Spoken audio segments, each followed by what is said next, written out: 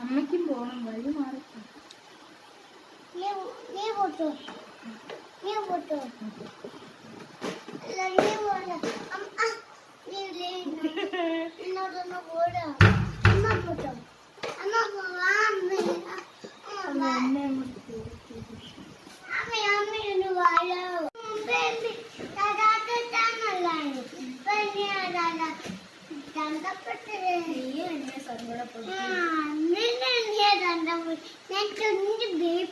നീ ബേബിയാന്ന് വെച്ച് ഞാൻ പറയുന്നു ഒന്നും നീ ബേബി. എന്നിട്ട് അമ്മ ഫോണിൽ